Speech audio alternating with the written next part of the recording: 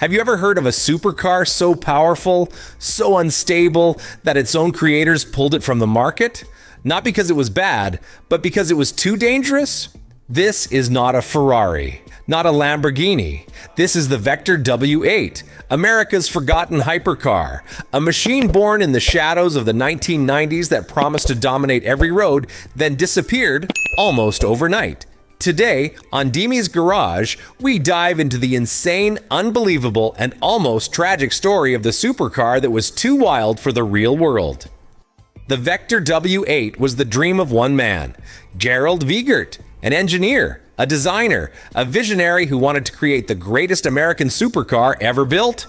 In the mid-1980s, while Ferrari was refining elegance and Lamborghini was perfecting brutal speed, Wiegert had another idea. Why not combine aerospace design with raw, unapologetic power? The result? The Vector W8, a car that looked like a fighter jet and drove like a rocket on wheels. Let's talk numbers. Under the hood was a 6.0-liter twin-turbo V8, producing up to 1,200 horsepower on race fuel. Official numbers claimed 625 horsepower, but insiders say the real power was way higher. 0 to 60 in 3.9 seconds. Top speed, theoretically over 240 miles per hour. And this was in the early 1990s, years before the Bugatti Veyron was even a concept. The body was made of carbon fiber and Kevlar. The cockpit, borrowed from aircraft tech, even the buttons and display screens felt like you were piloting an F-16. It wasn't just fast, it was intimidating.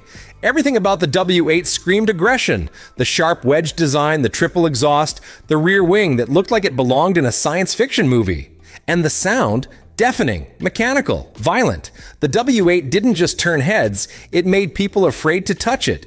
Even professional drivers admitted it was unpredictable, too much throttle in the wrong gear, and you'd be sideways before you could blink. So, what went wrong? Why haven't you seen one on the road? Why did it vanish? Here's the truth. Only 17 units of the Vector W8 were ever made for the public. And almost immediately, reports of instability, overheating, and poor reliability started surfacing. A famous incident involved a car and driver journalist who blew the engine during testing, leading to a lawsuit between the magazine and Vector Motors. Dealers backed out, investors pulled funding, and Gerald Wiegert, the man behind it all, refused to compromise his vision. Instead of toning it down, he doubled down, which scared everyone away. The W8 was never officially declared illegal. But here's what insiders say. The braking system couldn't handle the power. The suspension was barely tuned for street use. The car had no safety assists, no ABS, no traction control, and in some units, the build quality was questionable. For high-speed driving, it was lethal in the wrong hands. In the 90s, there were no electronics to save you, and the W8 didn't care if you were a rookie or a pro. It was a race car pretending to be street legal. Today, the Vector W8 is a unicorn. Only 17 were sold and maybe a dozen survive. Auction prices? Easily over $500,000, with some listings approaching $1 million. Because in a world of sanitized supercars, the W8 is pure chaos. Unfiltered, unstable, untouchable. Collectors don't just buy it for the speed, they buy it because of the story, because it's one of the only times someone dared to say, let's build something ridiculous, just because we can.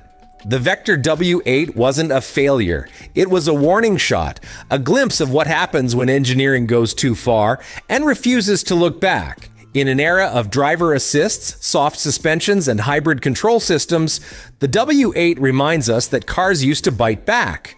Would you drive one if you had the chance? Or would you be too afraid to tame the beast? Let me know in the comments below. And if you want more stories of forgotten legends, dangerous machines, and untold automotive history, subscribe to Demi's Garage, because the past has horsepower.